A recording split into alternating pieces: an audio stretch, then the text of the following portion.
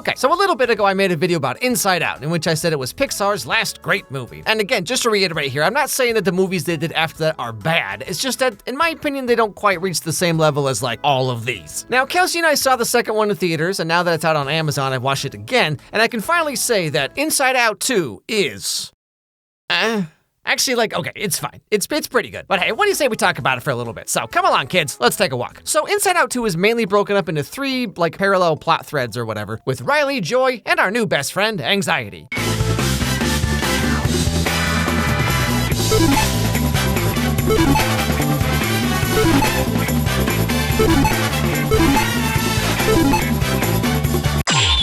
So, the movie starts off with us catching up with our good old pal, Riley. Riley is still exceptional. Ta-da! And not just because she's the top of her class, which, by the way, she is. Riley. She's also really kind.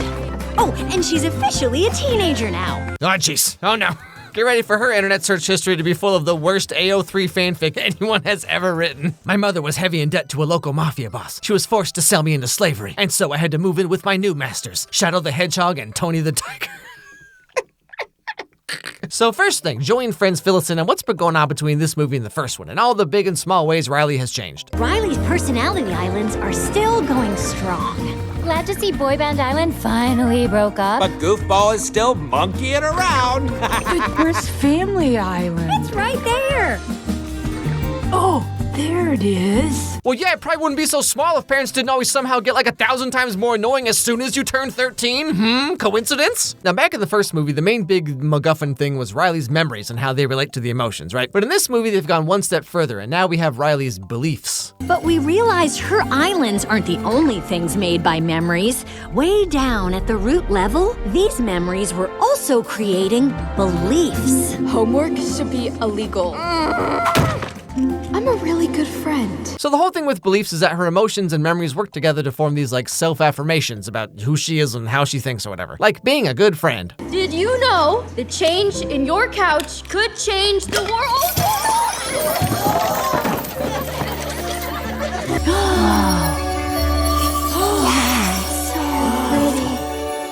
It's okay. I drop things all the time. Oh yeah, I'm totally like one of those quirky rom-com main character girls who walks around everywhere like a cat at 3 o'clock in the morning.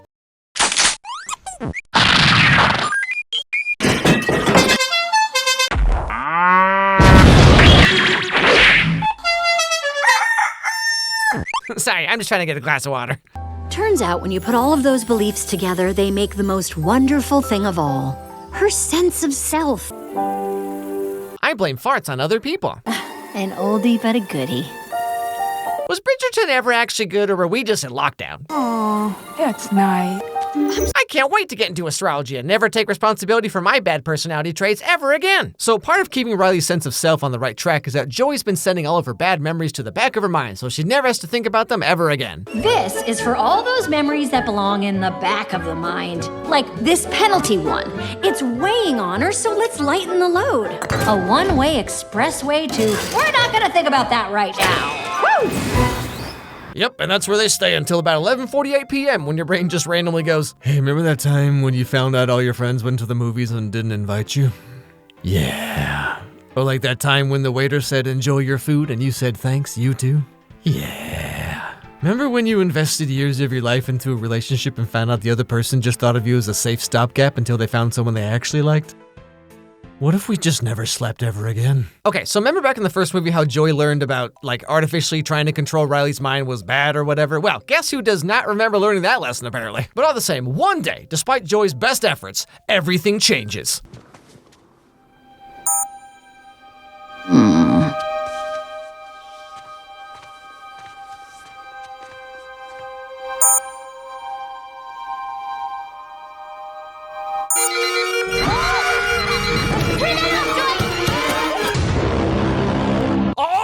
It's puberty time. Honey, did you see the deodorant I put on your dresser? Shut up, Mom! This family's stupid. No one understands me. Riley, you aren't packed yet? You're always on me! Can't you just lay off for like 1 second? Riley, what's wrong? Oh, Mom looks sad. I'm the worst! Oh no. Okay, so while all of this is happening, Riley is really big into hockey, right? We saw this back in the first movie. And during one of her games, a coach from a big hockey high school invites her and her friends to come to a 3-day summer hockey camp thing, which is a really big deal, apparently. Congratulations on your win. That's the high school coach. Woo! The three of you were impressive. Thanks, Coach Roberts. Look, it's last minute, but every year I do a 3-day skills camp. I invite all the best players in the area. I'd love for you girls to come. And so Riley and her best friend are off to hockey camp, which is where the majority of the movie takes place. Okay, until we can figure this out, nobody touch the console unless you really need to. So, big weekend for us. What do you want to do? Well, we can finally clean out the... What's that face, Dad? What's on your mind there, Dad? But just when everything's looking like it's gonna be real swell, the first shoe drops. Coach Roberts isn't gonna be our coach next year. Grace! We got assigned to a different high school. Aha! Oh. Oh no. Oh. Okay. And so this sets the stage for the rest of the movie, which is that, and now Riley has to figure out how to make new friends for high school, which feels weirdly small compared to the first movie. Like in the first movie, Riley's entire life is uprooted just all of a sudden out of nowhere, and she has to move to a new city, live in a new house, go to a new school, and her only friend is thousands of miles away. But then in this movie, it's just like a 3-day hockey camp, and her friends are still in the same city, they're just not at the same school. Like, I don't know, this feels like way less of a problem. Anyway, so while Riley's walking into school for camp, she runs into the coolest girl ever of all time, Val. Everybody act regular. It's Valentina Ortiz. I'm Val. I know, you're the varsity captain. You set the all-time goal record as a junior. Your favorite color's red and your skates... What are we saying? You're the one Coach told us about. Riley, from Michigan, right? Nuh-uh, she's from Minnesota, idiot. It's Minnesota, No, sweetie. no. Hey, that's what I just said. We cannot correct Val Ortiz. Yeah, that's me. Riley from good old Michigan. Yeah, I'm seeing a little too much of myself right now. Why is this movie gotta be so real? Now, this is the exact moment when Riley gets all of her new emotions, like embarrassment, envy, ennui, and the only one that actually matters for this movie, anxiety.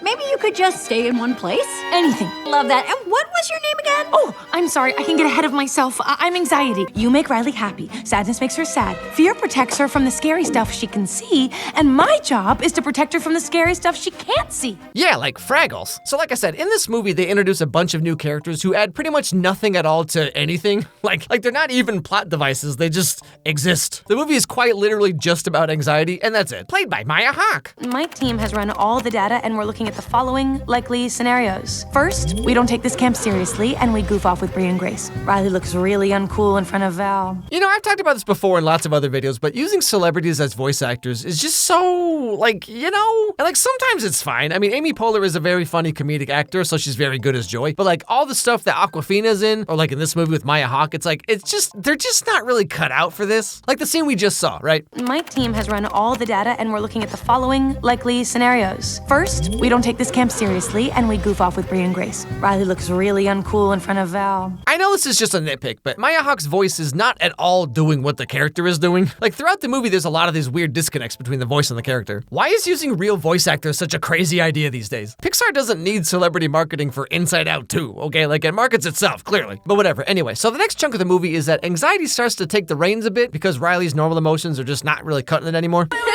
Ladies, settle in means settle down. I need your focus, which means now I'm gonna need your cell phones. All of them. Wait, what? Are you serious? You're here to work, not goof around. Got that, Anderson? That's right, kids. The best way to survive middle and high school is never do or say anything ever. And so, taking full control of Riley, anxiety destroys her self-beliefs and emotional groundedness and shoots them all the way to the back of her mind. Now Riley's brain is being run exclusively by anxiety. Wow, that sure sounds like it would suck. I am truly sorry. I was so looking forward to working with you guys. What do you think you're doing? Riley's life is more complex now. It requires more sophisticated emotions than all of you. You just aren't what she needs anymore, Joy. You can't just bottle us up. Oh, that's a great idea. And you get it? The emotions are all bottled up. It's like an idiomatic phrase in real life. And so this brings us to the third parallel of this movie.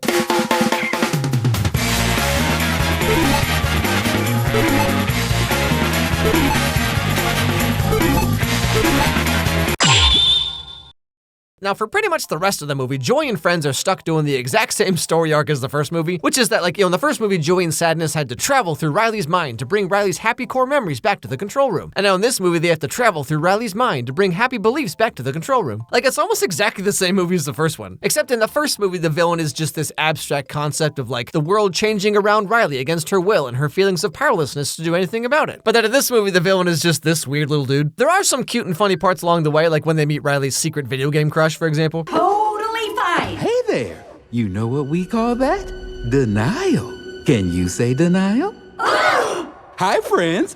Welcome. It's so good to have you here with us today. Okay, we're doomed. Indeed. Welcome to your eternal fate. Like, I don't know, man. I just thought this part was pure genius. You know, like the totally not Dora the Explorer dude over here, or like this guy who they made look like a PS2 character. Like, this was so inspired. This part's awesome. Or like when Joy's explaining her master plan to everyone about how to stop anxiety. Oh, follow the stream of consciousness. Easy float all the way to the back of the mind. Where all the bad memories are. Exactly, and there we'll find the Riley we know and love. And I tell anxiety, hey, don't worry so much anymore. And she'll say, wow, Joy, I never thought of that before, thank you. It's just that easy.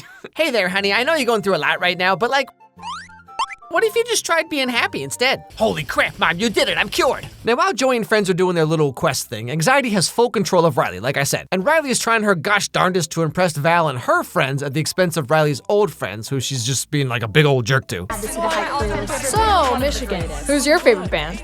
Oh, Get Up and Glow! They're so awesome. Get Up and Glow! I was all over them in middle school. You don't still like Get Up and Glow, do you? Yeah, you know, this is one of those like tiny micro childhood trauma things where like you really like a thing and then someone else decides that thing is stupid and so you have to pretend like you don't like it. But then you hit your 30s and now suddenly you have an entire room full of Skip-Its because they were freaking cool, okay? I've been waiting my whole life for this very moment. Oh yeah, I love Get Up and Glow. That's right, finally at the age of 13, Riley has discovered sarcasm and immediately just dials it up to 11, you know what I mean? So awesome.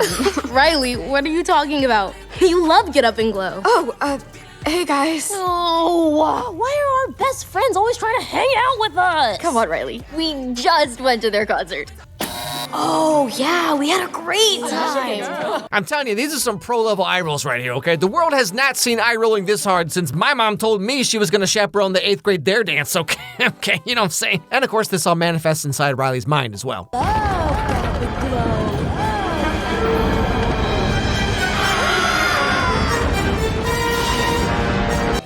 What is that? That's a sarcasm! Okay. This movie's like 50% dad jokes, you know? Unlike my videos, of course, which are very sophisticated. Okay, so later on, Riley learns that this notebook thing the coach lady has is where she writes down everyone's like progress reports or whatever. And of course, Riley's just dying to know what's in there, so she sneaks out one night and takes a look.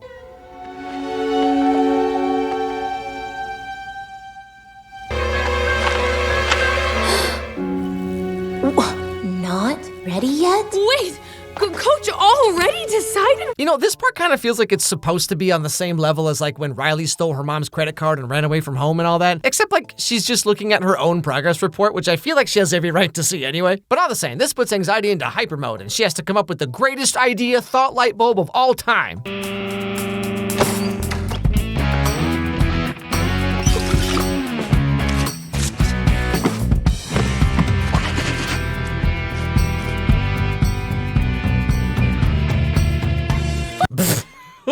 Wait, this is your master plan? What if I dyed a single lock of hair? That'll fix everything. Frickin' genius! So finally, it's the last day of camp, and the big thing on this day is this hockey match where the coach will allegedly pick who's gonna be on the starting team next year or something like that. So Riley's been up all night running drills, shooting pucks. This is her big chance to prove to everyone that she's like totally one of those cool girls, you know what I mean? Come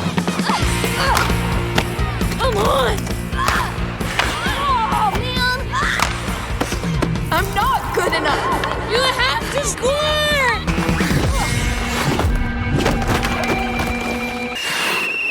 Anderson, penalty box. Yeah, Riley just like full-on body slams her ex-best friend, just Hulk smashes her right into the ground. And this takes us to the big climax of the movie when Riley gets put in the penalty box, which means she's probably already failed the test and the coach is never gonna let her on the team now, which means Val's not gonna want to be her friend and Riley's gonna go to high school and have no friends and have to eat lunch in the choir room with all the kids who smell like old French onion soup, aka me. I'm not good enough. You have to score, Riley, or this will all have been for nothing. Anxiety.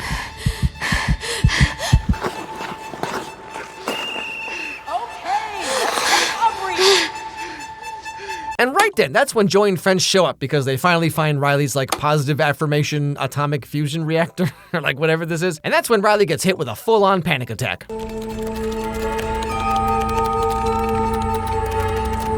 You don't get to choose who Riley is. You need to let her go. And so because Riley has a panic attack, all is just forgiven, I guess. Like, she was super mean to her friends, but they're like, hey, so you ignored us the whole time and you made fun of us in front of all the older girls and you like tried to murder me 4 minutes ago, but like you're having some feelings, so it's fine. And of course, Joy learns a very important, valuable lesson.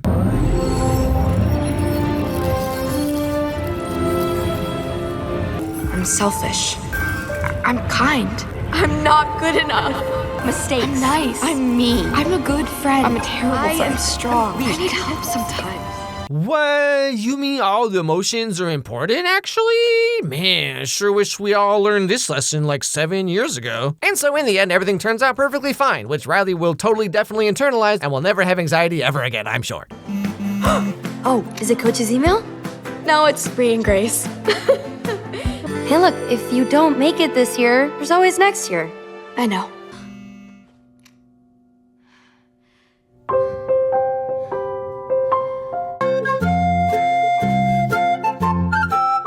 So like, one thing I find very strange about this movie is that anxiety is never actually proven right. So basically, this movie only shows anxiety as having negative, destructive effects. Even though the whole point of these movies is that all emotions are valid, from joy to anger to sadness to whatever, like all of them have value, except anxiety, who's just a villain that needs to be ignored. So why don't we take a seat in our special chair? Yeah, that's a great idea. See? Isn't that better? Oh, yeah, that's the stuff. Not to mention that like all the other new emotions here literally do nothing.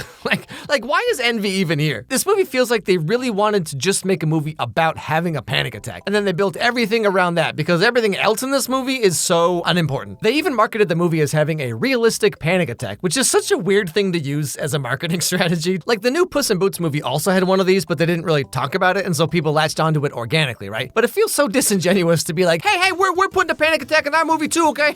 Like, what a weird thing to brag about. But like, seriously though, if you're someone who has to deal with overactive anxiety, this movie will probably mean a lot to you. Like, it was very specifically made for you. But if you're not that kind of person, there's really not much else here. Like, there's definitely nothing nearly as hard-hitting or Pixar-esque as like the death of Bing Bong, for example. You know how like Bing Bong's whole thing in this movie represents the death of Riley's childhood and how she can never go back to that time ever again. And like, this movie's big on friendship, or rather it's about wanting friends, but doesn't really say much about like friendship itself. Or like Riley hitting puberty is the reason why she has these new emotions, but like it doesn't really talk much about growing up as a concept. It's just like Riley's older now, therefore she has anxiety. Teehee. As evidenced by the fact that Riley does not gain a single new positive emotion. I guess I just feel like it doesn't hit on its themes nearly as deeply as the first movie did. As an example of what I'm talking about, like instead of doing a 3-day hockey camp, it could have just been about freshman year of high school. And like at some point, her old friend from Minnesota from the first movie, like she could come visit or something. And so they hang out and they talk about the good old times and whatever, but then slowly they start to realize that the friendship is kind of over and they've just grown into different people living different lives, and it's kind of not worth it to hold on to this friendship that was built on something that doesn't really exist anymore. You know, showing that growing up is inevitable, but also painful. People grow apart, things change, and sometimes you just have to say thank you, goodbye. This movie feels like way more Disney and a lot less Pixar, if that makes sense. I mean, like I said, it's a good movie,